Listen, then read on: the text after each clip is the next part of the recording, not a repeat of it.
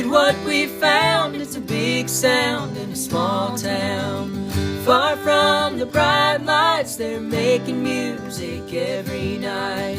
Hear what is all around. It's a big sound in a small town. It's a big sound in a small town. It's a big sound in a small town.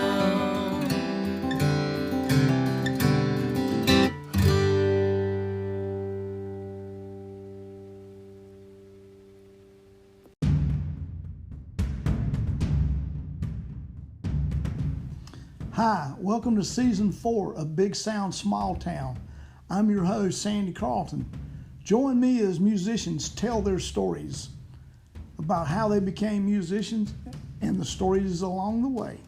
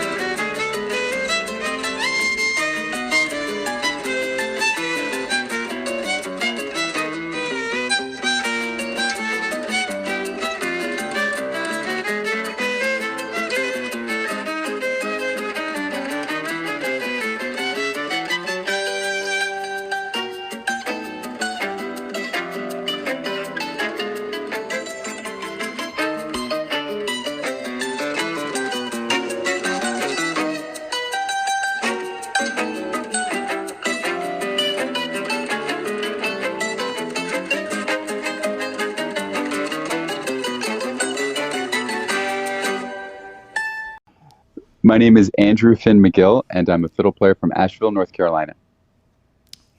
Hello, Andrew. How are you doing? I'm doing great, Sandy. How are you? Good. I'm thinking that everyone calls you Finn. Most people call me Finn, yeah. Yeah. I mean, some of the people that's been on the show that you've worked with seem to call you Finn, so, you know. I answer to both. Yeah. And even other names. Yeah, sometimes. I mean, I do too, so I understand that. When you have a name like Sandy, you know, it's one of those things that people sometimes expect something different than when it's a guy. So, but you know, it's Interesting. good. It's yeah, good. I don't think I have that problem as much with Finn. No. Seems to be a little more gendered for now. And you know, and does that tell everyone when you pull out a violin what you do when your name is You Finn? know, some people. It's funny. I guess some people would, you know, because they hear the name Finn, they think Irish, right? And they would assume that I play Irish music. But you know, by this point, Finn is such a common name. Actually, for girls and boys, yes, seeming more for girls too. Because it was just a boy's name when I was growing up, but it's such a common name everywhere now that you know, I don't know if people have as many presuppositions or assumptions when they learn my name is Finn, but yeah, I guess it kind of depends on your generation and how familiar you are with Irish music. Yeah, probably so. I mean, it's a new world, so things have changed greatly all the way around. And you live in Asheville, so I do, yeah. So it's you know, there's a very international community these days, really. Yeah, it kind of always was. You know, I was actually born and raised here, and it's definitely bigger now, and you know, it's changed in a lot of ways. But even when I was a kid, there's a very strong traditional Irish community, a lot of Irish musicians and, you know, musicians from the British Isles. But sure. It's tended to always kind of gravitate toward more of the Appalachian thing, you know, traditional music from this part of the world. Yeah, I mean, it is. That's a been a hotbed for traditional music for years and years. Well, actually, it covers, Asheville covers just about every music genre you can think of these days. It does now. Yep, you're right. It might not have always been the case. As a kid, I went there for a lot of old time music. But today, I played there with bands of all kind of music. It's wild. So, Yeah. So have you always been a violinist? Did you start as a violinist? Almost by not obligation. What's the word I'm looking for here? Almost because I had to start as a violinist. I say that because typically when you learn this instrument, like a lot of children in this country go through the Suzuki method or classical violin lessons. Sure.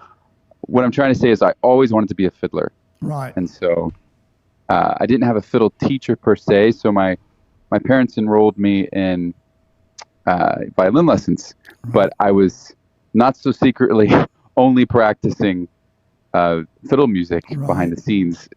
And my classical teacher learned this very quickly because I had never learned the pieces. She'd asked me exactly. to learn. Yeah, I do know And that.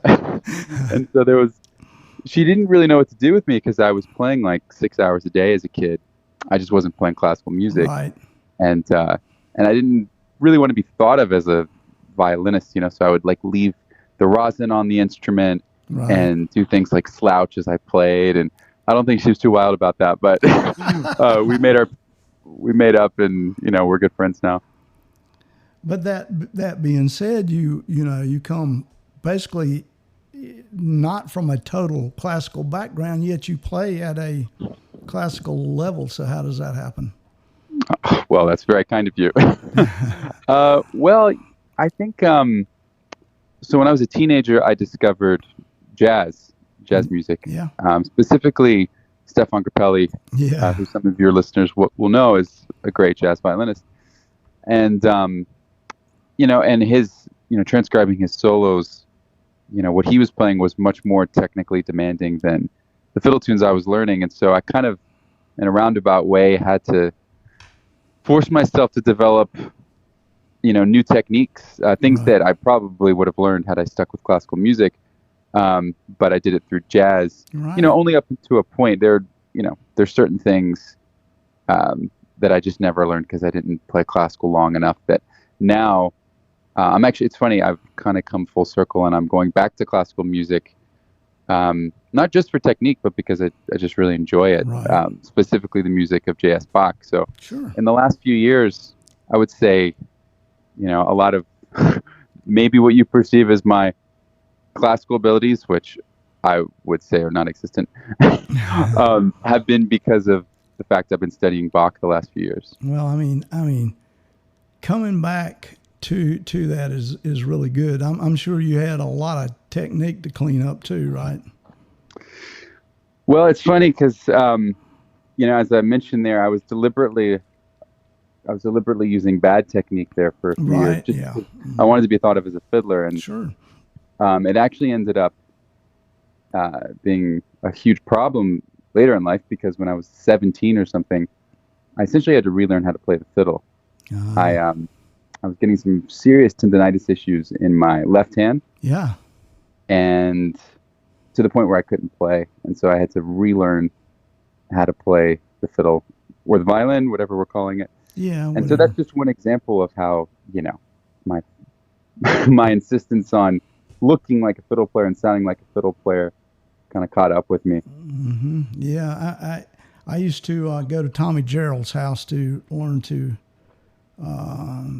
play old time music, and his bowing patterns kind of screwed up my whole playing for a long time, trying to learn those and then try to do anything else. It was just almost like, instead of muscle memory, it was more like muscle confusion because I had no idea there for a while. It's funny. My friend Scott Ainsley had a similar experience when he went to learn from Tommy Gerald. He had to completely relearn how to play. Yeah, I mean, and I love Tommy. His stuff is really good. It's open key stuff. Bowing patterns, a lot of fun, and the intonation you don't really have to worry about. Right. I mean, so it will mess you up. I mean, Grappelli would be a much better role model than Tommy, bless his heart. Bless both their hearts. Yeah, bless both their hearts. Yeah, which is the wonderful thing about a violin / fiddle is there are so many styles, and there's really it's just such a wide open instrument. I mean, Well, I think you just said it there. The fact that you just said it's such a wide open instrument, in that it's, both violin and fiddle are the same instrument. they are. So And- I think people sometimes focus too much on the differences and not enough on the similarities between the two. I agree. I agree. And it's a complex, really, it is. I play a lot of instruments, and it is the most complex instrument that I've ever played. And it is one of the ones that if I do not play, I have to play constantly, or my technique, and everything falls off. If it's violent, unlike other instruments, if you do not play, your ability falls off pretty quickly. Oh, yeah.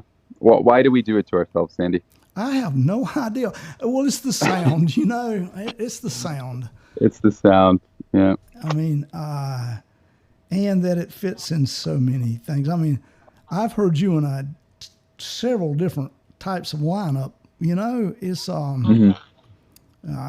everything from bluegrass to, well, we could talk about this. Somewhere along the way, you kind of sidetracked it to Brazilian music. Did you not? I did, yeah. Should we talk about that now? Yeah, let's talk Jump about straight it to now. There's Brazil? no rules. Yeah, we can talk about it now. My people like to know that. I mean, a lot of Sure. times they get straight up fiddlers. So, Well, I'd actually, the kind of Brazilian music I started learning is called choro, Choro. And I actually first heard it probably when I was 20 or something. So the first time I went to Brazil was around then, when I was 20.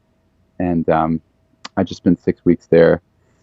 And that's when I first heard of choro, but I wasn't really interested in learning it at the time. I was doing a completely different project for school at the time. But I came back to the States, and that's when I actually started to learn a few choro melodies. And I'm going to tell you, Sandy, I didn't really like it. Really? It wasn't, there's something about it that was just it was very technically demanding, but, in a way that wasn't as satisfying to play as other kinds of technically demanding music. right. So I just kind of forgot about it. And then I actually moved to Brazil in 2014. And this was to Rio, which is it's where choro music actually originated from. But more importantly, it's where there's a huge community of choro musicians.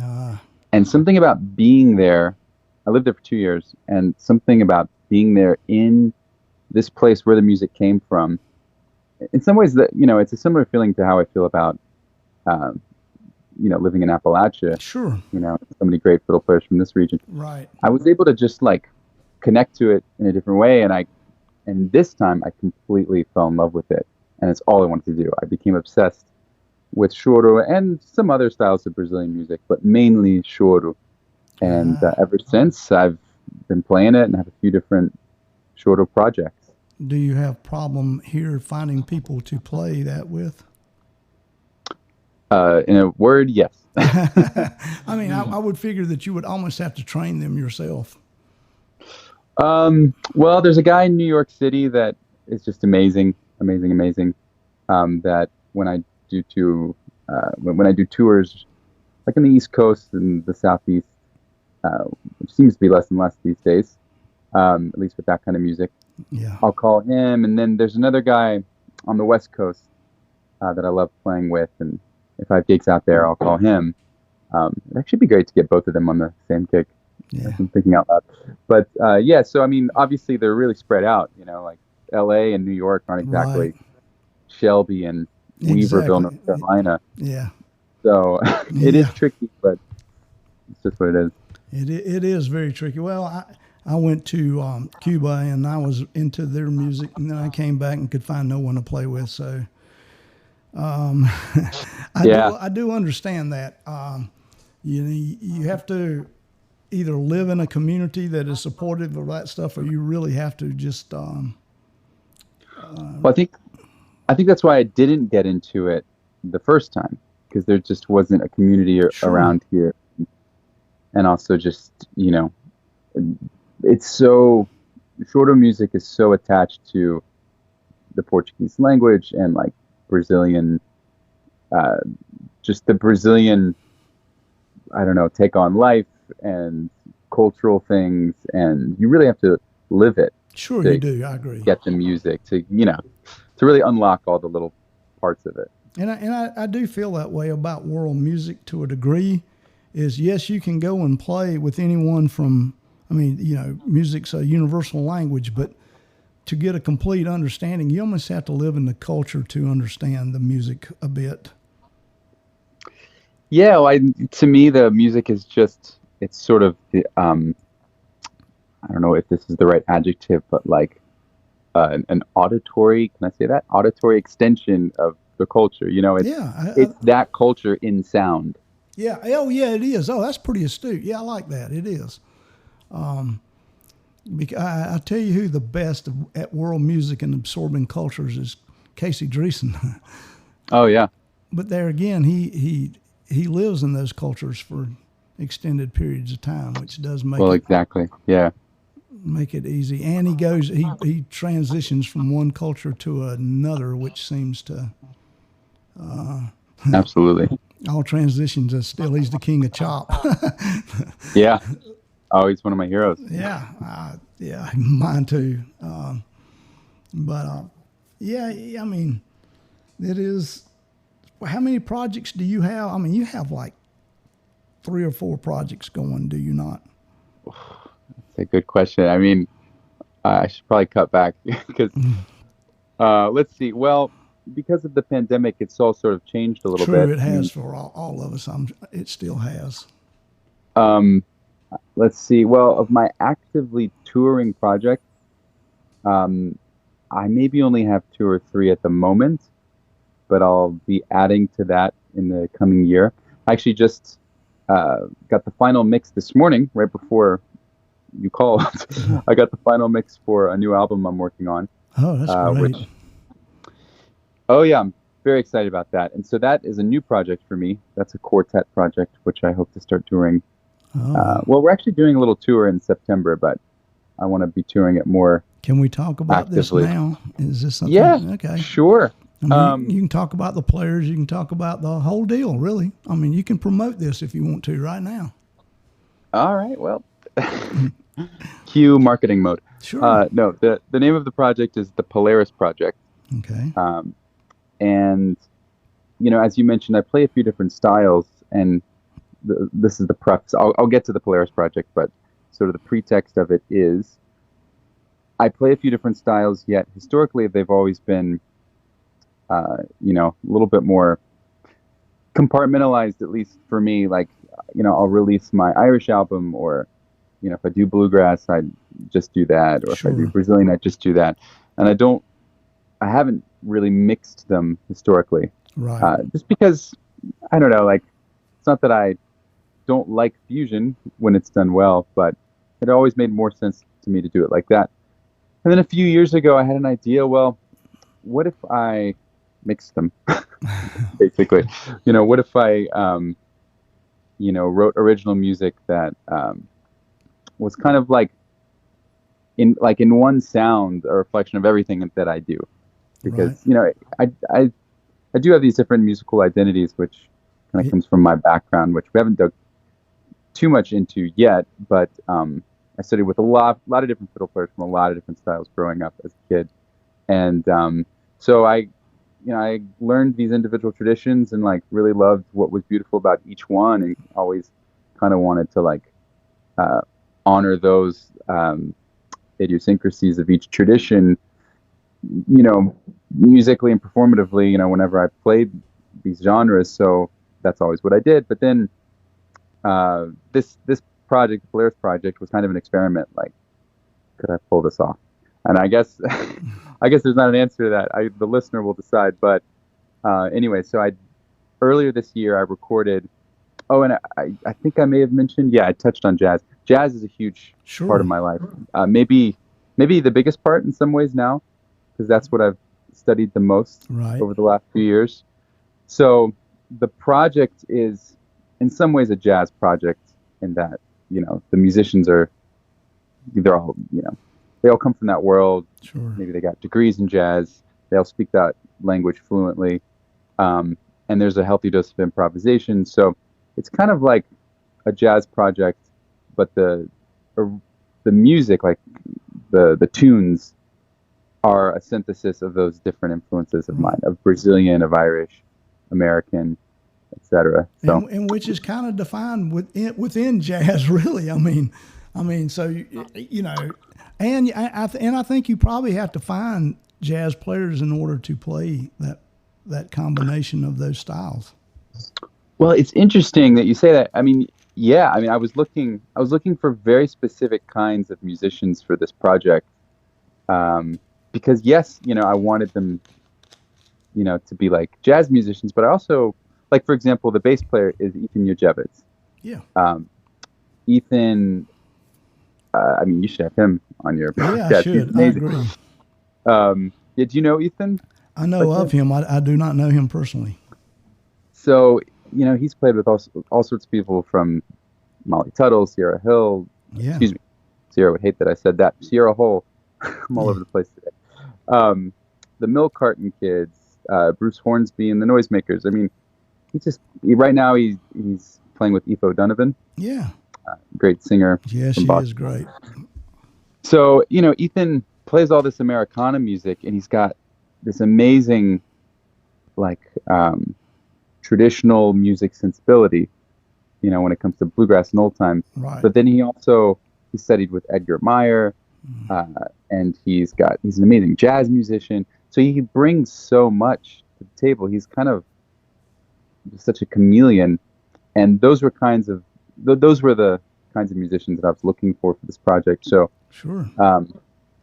Our keys player, Justin Stanton, this was the band that was on the album. I'd love to bring this band on the road, but these guys are really busy, so we'll see. I understand. Yeah, I do understand that.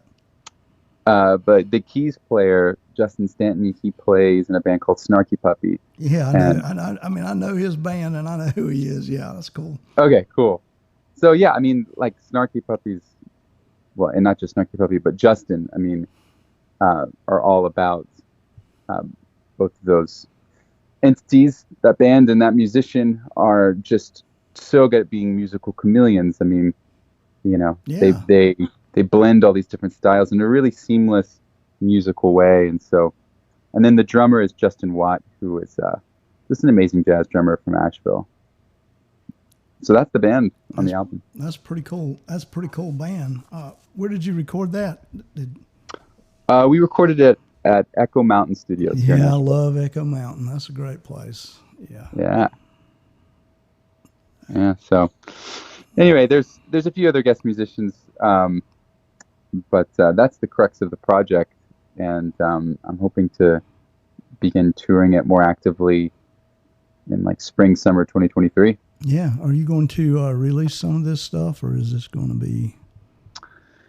Yeah, but I haven't really decided when I'm going to do that. Right.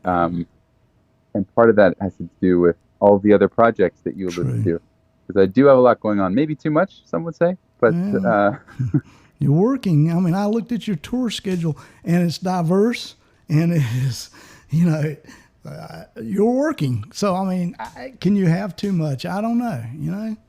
It's all music. Yeah. I guess for me, it might be too much for others, but I kind of thrive off of, just having too much to do, maybe. Well, I mean, I think it's better than not having enough. The pandemic taught me that being too busy is not as bad as being not busy at all. Sure. Yeah. Yeah. A lot of people would sympathize with that. Yeah. I mean, I think that I often think at my age I have way too many projects, but I don't really know what. I just had eye surgery, so I've been kind of limited here in the last couple of weeks, and I realize I'm not really good without a lot to do. So Yeah, I think it's human, maybe.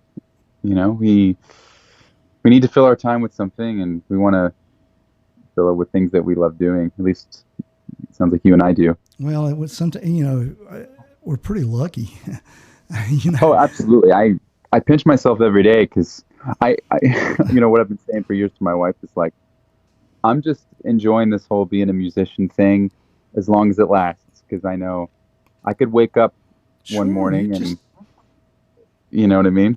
Yeah, I do. I mean, I'm 70 now, and I still get to work. I still work a lot. I've got to work a lot all my life, and I'm grateful for it, because I never expected to be playing music other than for fun at this age now. But it happens, I aspire to be in your position, Sandy. Well, it has some downsides too. You realize that. Well, I'm going to focus on the positive for now. Yeah. And I think you should. I think it's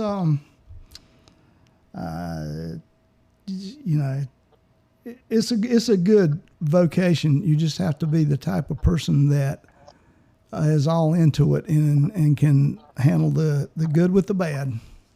Right. Yeah. How old are you now?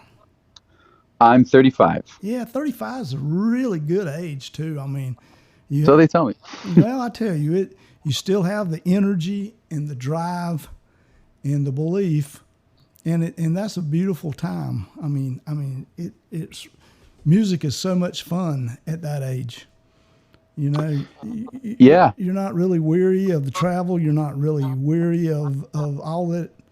I did a songwriting workshop the other week, and there were 4 songwriters on it, and then there's a violinist girl here. She's going to Belmont to study classical, but she plays other stuff too. She's cool. She sit into us, and I don't know if you know Valerie Miller or not, but no. Valerie is a singer from Asheville. She used to be the bass player for Malcolm Holcomb, but she I sent her a picture of us all that we took afterward, and she said, "Look at the eyes of all of us, and then look at the eyes of Emma.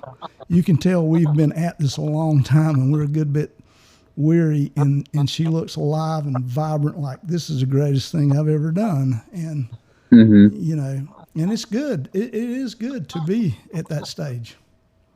Well, I wish I was her age then. Yeah, her age is. She has a future. She is. She loves music. She's open-minded to learning to improvise, even though she's really rooted in classical music. She'll be fine. She'll do really well. Yeah. So. Good for her. I don't know that. Well, she claims that she will last out and get her degree, and hopefully she will, but she's going to be in Nashville, and she's going to be another really good female violinist, fiddle player, so I'm sure she can find work. That seems to be the going thing these days. Yeah, a lot of people moving to Nashville. Yeah, and a lot of female violinist fiddlers there too. Most of the bands you see, they have them instead of guys these days. I know, and they're, often the best in the biz. They are very good. Yes, they are. Yeah, it's great to see. Like, actually, Bronwyn Keith Hines is an old friend of mine, and we met when we were like teenagers, and it's been so cool to watch her sort of rocket to bluegrass stardom. She has. She's worked so hard, and she's a fine fiddle player too. Before I forget it. Yeah, and she's not the only one, of course, but she's one that comes to mind just because she won IBMA Fiddle Player of the Year, and sure, she was actually just nominated again this year. So congrats to Bronwyn. Yeah, that's great. There's a bluegrass act who lives near me, Brooke and Darren Aldridge, And Oh yeah. I've known all, Becky Buller was their first one and fiddle player. And then, of course, I know I've known all their fiddle players, and they've had really, really fine fiddle players too. But it's, and they've all been female. Carly Airwood and of course Samantha Snyder. They're fine players. In fact, these days I seem to know more good female fiddle players than I do men, and that's sad a little bit. Well, yeah, I mean, there's probably, fiddlers of all stripes and genders, but, it's nice to see, especially in country, well, maybe even just bluegrass music, when historically, like, you always hear about, like, Kenny Baker and Sure you Becker do. Clements and Fletcher Bright and Paul Warren, and, and these are all guys, and it's just nice to see in the last few decades. Alison Krauss and Deanie Richardson and Bron McKee Hines, Becky Bueller, and I mean, it is good to see that because it has been a male-dominated society without a doubt. So, and one of this is funny too. As bluegrass fiddlers go, I'm a big Jason Carter fan. I like his playing. I think it's pretty good traditional playing. So. Jason's great. Yeah, he's great. He's great. So I really like so how did you get started to the, you cover a pretty wide, how did that all happen? You're in high school, right? Did you decide you were going to be a musician in high school? Is that what it was? I actually actively tried to avoid pursuing music as a career. Yeah. But I, that changed a few years ago. But the way I started is both of my parents play traditional Irish music. Yeah. So at some point I decided I wanted to learn Irish fiddle. Right. And my dad started something called the Swananoa Gathering about 31 years ago. Oh yeah, I've been. Yes, I have been. Oh great. I did not know that was your dad. Yeah, I've been there. Yeah. Cool. Yeah, so that's my dad's camp. It's actually going on right now. Yeah, it is. I play with I also play these days with a young pedal steel phenom who's 17 years old and has an Edmunds endorsement now. But he is there at the moment. Really? Yeah. Interesting. I don't know what he's taking there. Okay. He's a guitarist, a dobro player, and a steel player, but I don't. He's there, and his parents are there, and I'm sure they're taking something too because they play in a ukulele orchestra. Oh wow! So cool. It's a fun place though. I've gone and actually have learned a lot from my times going there. So. Well, so same here, and to answer your question, I mean, I basically grew up there and spent all 5 weeks as a kid learning Irish music at Celtic Week, Old Time Music at Old Time Week, swing music at what was then Sing Swing Week. They don't have that week anymore, but and even guitar classes at Guitar Week. So, just from years of being around those musicians, I mean, that's where I learned how to play, and that's what got me inspired to play because you're learning from the best of the best. You are, and that is a broad, particularly when they had the swing weeks and all. I mean, that's broadening your horizons right there.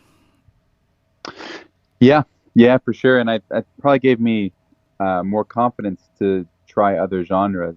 Like eventually Brazilian music. Yeah. I can see now why. I can see how all these influences, it's pretty obvious now how all these influences have come to you. So, there's still more coming every day. Great. I mean, that's the way it should be. I think musicians that are content with where they are will always be where they are. I mean, right. At whatever level you decided that you're good enough, that is the level that you're going to stay at in all likelihood. So I think it's a constant learning process. I've every good musician I've ever known had teachers all along the way. So, And sometimes I lament that I never had a teacher per se. I mean, I had a classical violin teacher there for a year and a half. Right. Miss Anthony, shout out. Yep. She was great. But I never really had a teacher for anything else. And I've had many mentors, though. Yeah, that's the same, I think. Mentors it works the very same way.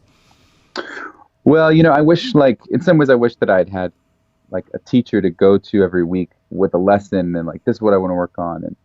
And but so what I did instead of that was just try and be around great players and, kind of copy them and, let myself be inspired by them and try and imitate what they were doing, which isn't quite the same. Well, but, they were mentors to a degree. But anyway, it's just one thing I think about. Doesn't keep me up at night, but it does cross my mind every now and then. Sure. Well, I think sometimes that I have worked hard to be the worst player in every ensemble type of thing from a band that I can be. I mean, I've tried to surround myself with better musicians than, I'd rather be the weak link working hard to be the strong link because there's so much you can learn. And that's been fairly easy for me. So to find better players, but that's pretty interesting though that you spent your summers doing that. That is really cool. Yeah, I thought so as a kid. Yeah. At 10 years old, I certainly thought so. Yeah, I would say so. Well, now along the way, you've also received a lot of grants and stuff, so that had to help too, right? Help your confidence. Yeah, I don't know if it helped my confidence musically speaking, but it definitely, some of those grants allowed me to be able to go off and study music. Yeah. And in so doing, expand my horizons and internalize new influences and ways of thinking about music. But yeah, I just, it kind of all started when I was it started when I was in high school because I was applying for scholarships and stuff. But and I got a few grants to go to school, and so I was like, "Oh, there's money out there."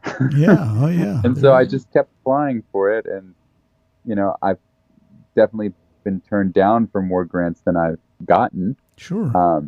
But that's like anything. It's it's the same as applying for a job or be an actor and auditioning. Like, you just have to get okay with rejection. Yeah, and you do. I mean, if you are, then it actually will work out better for you in the long run because it means you'll keep doing it and eventually you'll get a yes.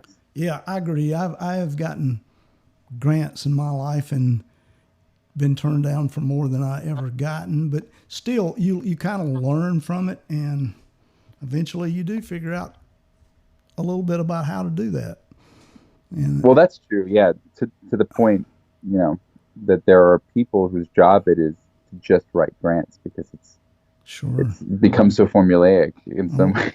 Well, it depends on the grant, but I mean, Mary Beth Martin is about the best grant writer I've ever seen in my life. I mean, she's written a ton and turned the Earl Scruggs Center into a pretty nice place. So I wish it's amazing. I wish I could write them like she can. So well, me too. She's really good at it. But okay, so I just looked at your tour schedule, and it's just crazy. I mean, and each one of these are kind of different. I mean, each job you have lined up is a bit different than the other one. Yeah, and there's actually a lot of other stuff that I haven't publicized yet, but I'm just waiting for last gigs to confirm before announcing tour dates, that kind of thing.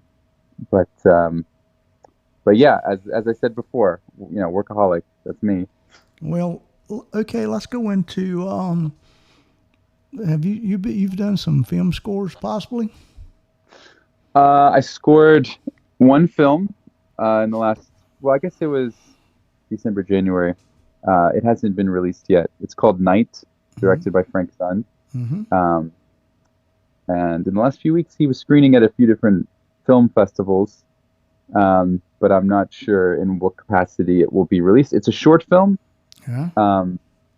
It's only an 18-minute film, so I don't know if that means it's more or less likely to be picked up by streaming, or I'm not sure. But that was my first foray into this, and then I did a commercial in the last few months, and I'm actually working on a pilot for a series at the moment. Wow. I mean, that's pretty cool and totally different, just totally different from live performance. Yes. Very much so. But it's great. I love it. You like it? Okay, that's good then. That's good that you do, because that's I guess a totally different creative process. I mean, you're having to, instead of just an idea that comes to you in a composition, now you've got to kind of meet someone else's. Yeah, it's the hardest thing that I've ever had to do, that I've ever attempted to do we'll call it from a creative, well, maybe an artistic standpoint, because Right. What you're really trying to do is like get inside the director's head. Sure. Like with that commercial, it was a little more clear cut. Right. But not always with compared to like feature length films, narratives like Right. that. Commercials can tend to be a little more formulaic. Yeah, they can. I agree. So it was a little easier, but it wasn't easy. But it was easier than the film. But the film, so the real challenge there was getting inside the director's head and trying to express musically what he's trying to express visually. And I'd never done that, and it required a lot of long Zoom calls with the director. Yeah, I'm sure it did. Just to try and nail down, and like I did a lot of different drafts, and we eventually got there. But man, what a challenge! Did you have to great challenge. Did you have to watch the movie several times to get a feel for it? I watched it, once through. Yeah. Like just without a composer's hat on, and then I watched it again. Now trying to like hear different sounds as I watched it. I'm not sure what the process is. I'm sure every film composer does it differently, but for me, that was mine. And then, and then we did what's called a spotting session, which is where you spot the places in the film there's music. Right. So he's like, okay, I hear music starting at 3:53 and it's out by about 4:26. Yeah. Yeah. And so you put in all those little timestamps, and so once we did that, then I was trying to compose within those time frames, and right. Man, it was a real challenge. Yeah, it really I'm sure was. it is. I mean, I was just thinking that the largest royalty check I ever had was on a commercial. So yeah. So nice. Yeah, well, it ran in theaters.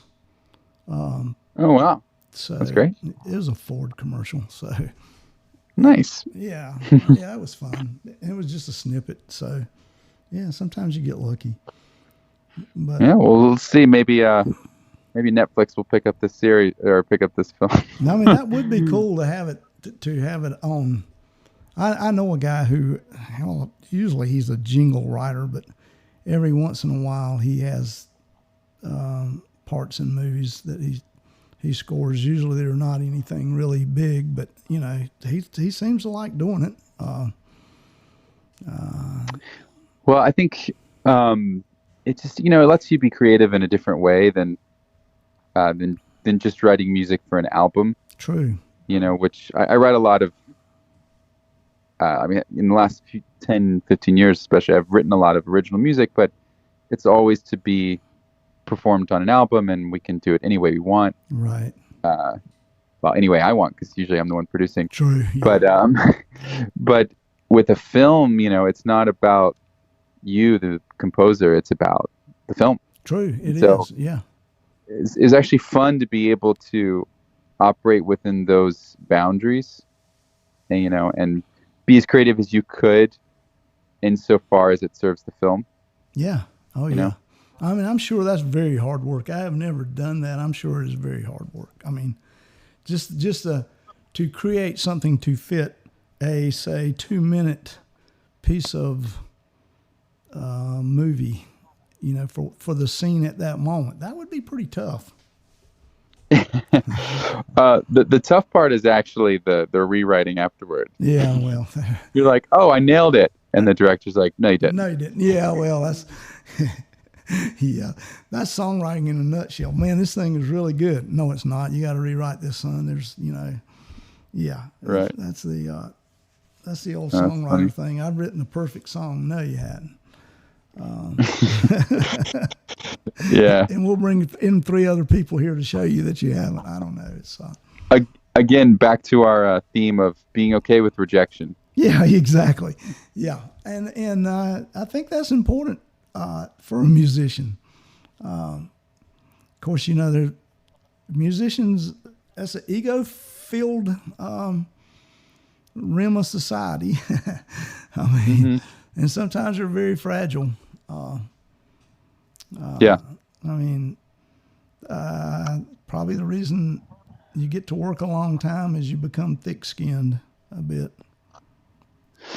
Yeah, you have to. I guess there's just, you know, I mean, dealing with music, you're always going to be dealing with artists and people who are, you know, Yeah, pouring their heart and soul into it. And so, you know, they're putting their emotions out on public display, and it's, you know.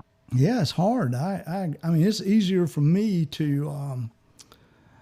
I could probably stand naked in front of a crowd than I can sing a new song or play a new song that I've written, even for family members. You know, it's like, Maybe stand naked with your guitar in front, and yeah, that would work. you'll And then feel more that would- confident. Yeah, I probably would. You know, but I don't know. It's when you tour, do you have? I guess you have an agent, right? No, I do it all myself. Really? Yeah. Well, you're in an age now where you can do that, so that is good. I mean, that is a. I'm surprised. That's good. My listeners like to know that stuff. They like to know, you know. I mean, truth be told, I'm trying to get an agent for the Polaris project, this Right. new Yeah. project I mentioned earlier. But Right. no, for everything else, I've always. So it's not that I've never worked with agents, but it's always been fleeting, and it's never been as satisfactory for me as if I just did it myself. So. Well, you do have more control over where you're going and what you're doing when it's you than you do if you have an agent, Yeah. and it saves you a bunch of money. Well, there's that too. I mean, I have a buddy, Michael Reno Harrell, and his wife is his agent now, and he had agents for years, but you know, he said, well, she kind of learned what to do, and you know, it's a new modern age, so she does it. So, Yeah, whatever works, you know. yeah, I agree. I agree. So, do you get calls to do studio stuff too around Asheville? I do, yeah. Let's see. Yeah, this year I've done a few things around town. Everything from I played on a piece of Japanese music Oh, to that's cool. some like ethereal podcast music to a honky tonk song. You know, it kind of depends. But I'd like to do more of that kind of stuff, and I have a home studio set up to do it as well. But I mean, all of these instances I'm referring to, those were all in local studios around Right. town. I didn't know if you were open to that, but that's good for listeners too, because I have a lot of musicians that listen to the podcast, and they're always looking players when it's studio time. No, actually, I love collaborating with other people. I mean, if you look at my tour schedule, almost all of my gigs are with Yeah, I noticed that. other musicians. Yeah. Yes, I mean, I love that. I actually love being in a supporting role as well. Right. I created a course, which I might as well mention here, Yeah. how to back up singers on the fiddle. Yeah. And, you know, this was a pandemic project of mine, but it's basically a course on how to accompany singers in like the country styles, like bluegrass Right. and honky tonk and country. And so, yeah, I mean, I think it's a skill set that is sometimes undervalued or underappreciated, many times by like the musicians. Yeah, exactly. You know, I do. Yeah. So I wanted to create a course which just focused on that, and it's been great. I mean, there's been like 23 or 24 people sign up for it now. Which how is this? Go ahead. Let's promote this too. How is this available? We'll promote this too right now. Well, if you just go to my website, andrewfinnmagill.com. Right. McGill without the C. Right. andrewfinnmagill.com. You can learn more about it that way. Okay. And that's probably the best way. So that puts an educator hat on you too, right? Well, I love teaching, and I've always wanted to, I do these teaching camps every year, like these fiddle camps. I just finished teaching four consecutive camps, which was a marathon. Wow, yeah, I'm sure it was. Home.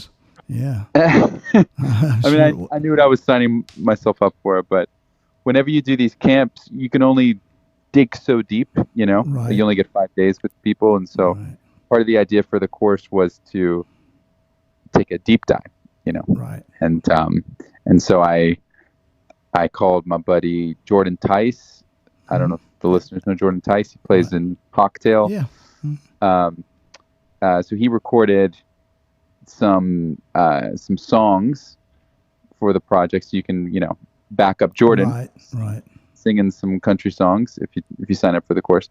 But transcriptions and exercises and sheet music and MP3 files and all sorts of other stuff that you just can't really take advantage of when you're in a 5 day camp. Yeah, camp. I agree. Yeah. And how many students would you? Oh God, that's my fault. That's an alarm for a medicine. Just hang tight. Sure. I'll edit that. Or not. It might be funny. Okay, back to the camps. So how many students would you have at a camp per se? It really depends on the camp. Some are really big, some are much smaller. I've had as many as like 25 in a class. Yeah, that's a lot. Yeah. As 1 or 2. Yeah.